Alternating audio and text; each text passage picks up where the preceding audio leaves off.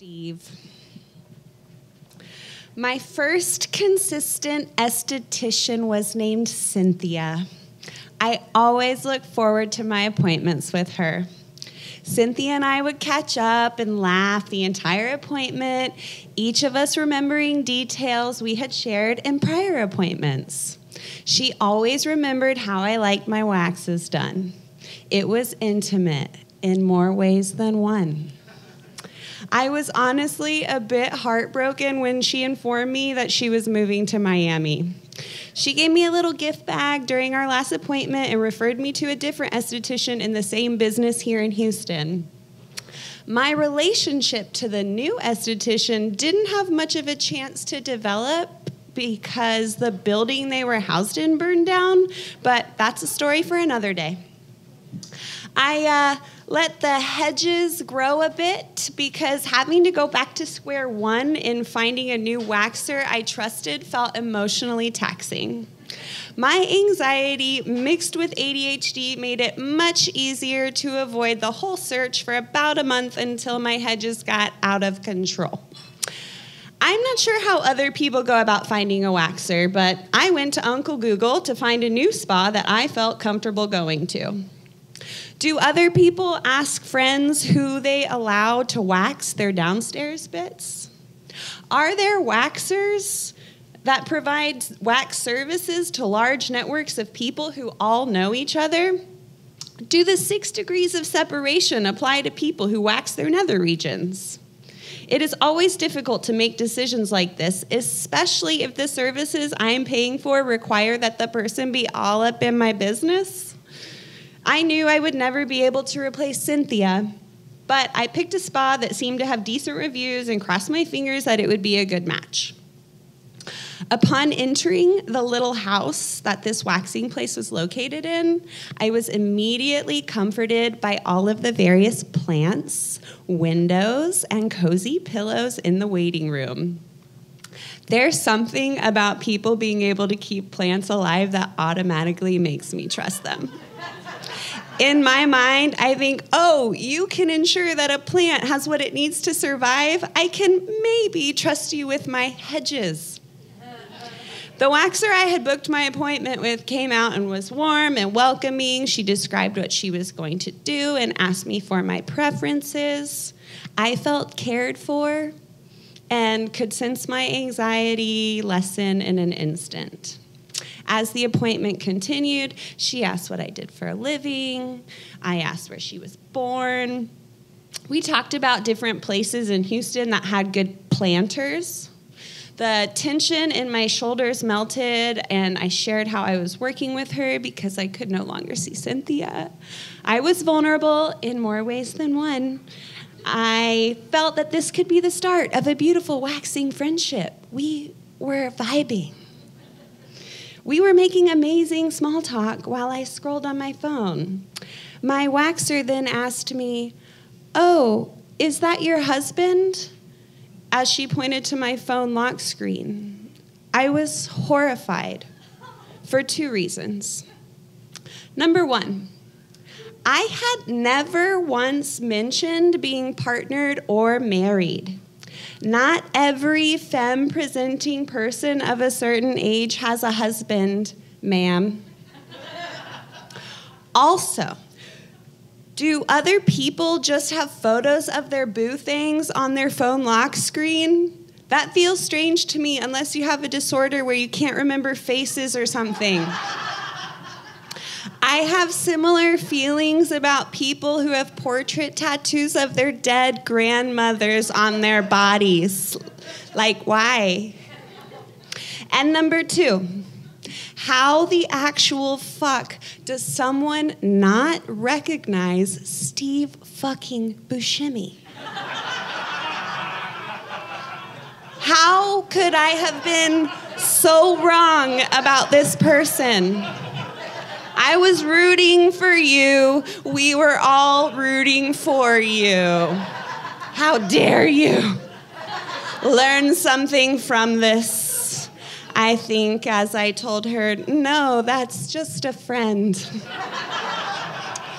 But I I feel like I should explain, but I also believe I shouldn't have to. Steve Buscemi is a national treasure.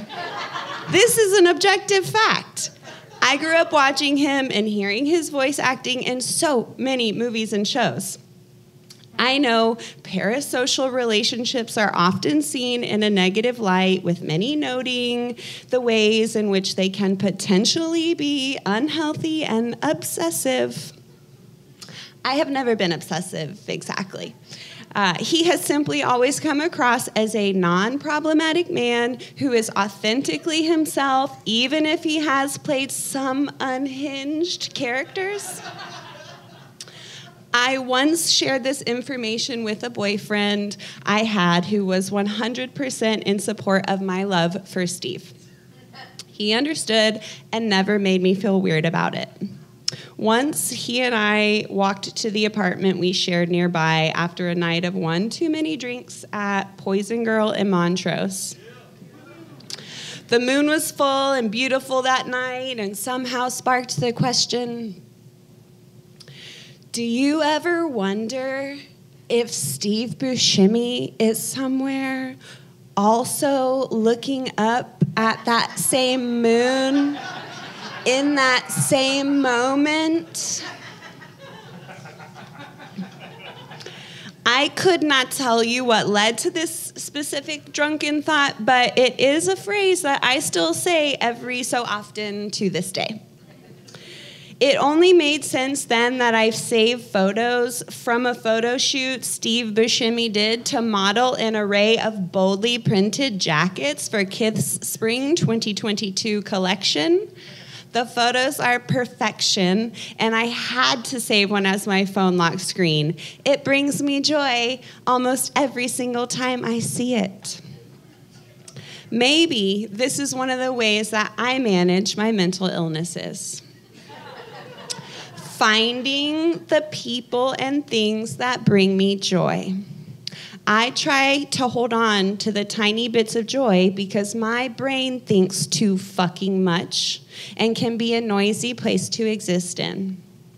Making so many decisions on the day-to-day is difficult. Being a human, living in a capitalist hellscape that doesn't care about us is fucking difficult. Why pretend it isn't? And yes, perhaps it is silly that I continue to feel a deep, emotional connection with an actor who doesn't even know that I exist. But at this point, I have committed to the bit, and I can't change the photo now. Thank you.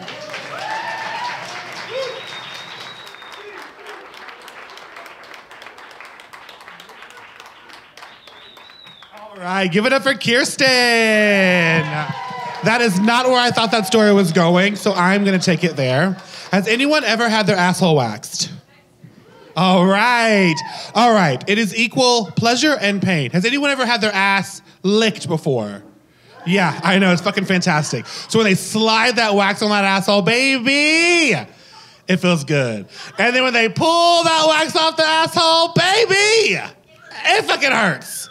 Look, I used to wax this body. I thought that I was going to be this twink. I will also tell you I have been 6'4" and 320 pounds since about 7th grade. So clearly I was delusional, but maybe if I waxed all the hair off my body, then I'll be desirable. Fuck no. Let me tell you, waxing your back, have any men here or women or anyone has ever waxed their back? No. Well, let me go ahead and tell you, this area right here is the most painful thing you can ever experience. And I've experienced a lot of painful things. We're talking fisting, we're talking automobile accidents. Nothing compares to having that fucking hair waxed off your shoulder blades. I don't know what it is. I don't know why it hurts so much, but it's fucking insane. And so moral of this story is, ladies and gentlemen, and the gays and the theys and all those in between, just let that fucking hair grow. Let it be big and bushy and fabulous because it's fucking hot. Am I right? And if you want to wax it, fucking go ahead and do it because it's also sexy. Am I right? Yeah. All right, body hair, yeah! Okay, well, and that wraps up my story about asshole waxing. So moving right along to story number 5. I forgot where we were for a second. I was thinking about getting my asshole ate. I got a little confused. All right. Are you going to catch this baby? Written by Jose Pineda and read by Brian Capluna. Brian Capluna. That's a really fun name to say, Brian, I must say. Yeah. Very fun. Here you go. You're very welcome.